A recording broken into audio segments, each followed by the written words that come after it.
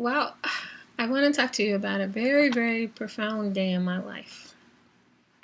Um, it's profound because on this day, when I was 9 years old, I was able to stand up against someone who was hurting me. And in standing up to that person, I found my voice. Um, I was 9, and the person was molesting me. And they had been molesting me for a while. Um, I think as early as 3 years old, I remember being molested by this person. And on this particular day, I was accused of doing something that I didn't do. But I didn't understand at the time that the reason why they were accusing me is because they were planning to molest me. So they sent me away into the bedroom, and they told me that they were going to spank me. They made me take off all my clothes. So I was in the room by myself. But while I was in the room, something inside of me said no. Something inside of me said, don't let it happen. And when the person came into the bedroom, I had the strength to fight back, to not let the person molest me. When he came in, he was nude. He didn't have on any clothes. And he tried to get on top of me, but I wouldn't let him. And I was fighting with him, and he was mad. He was very, very mad, but I didn't care.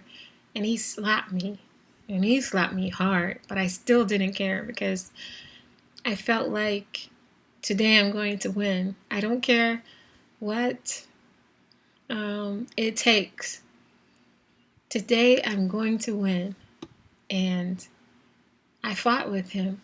And then he got up off of me, and he went out of the room. And he left me in the room. He locked the door and left me in the room.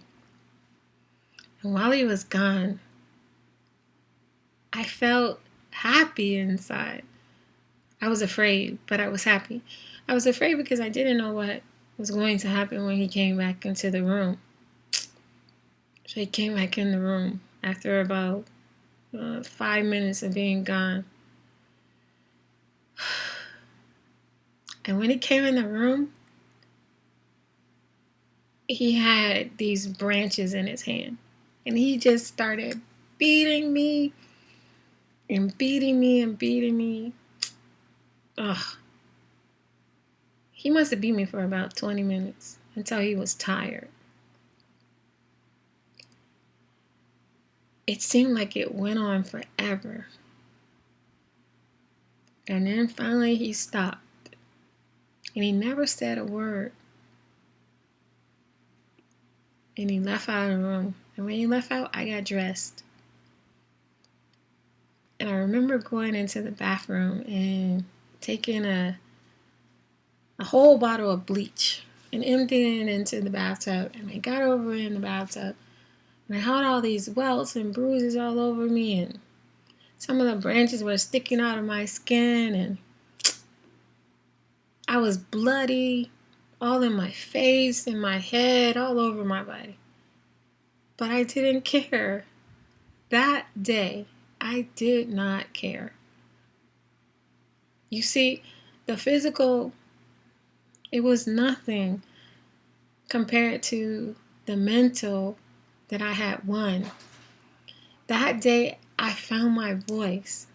That day, I won. That day, I realized I have to help other people find their voice. My goal in life needs to be, my mission needs to be to help other people find their voice so that evil can't prevail. So I encourage you, all of you, to stand with me and find your voice.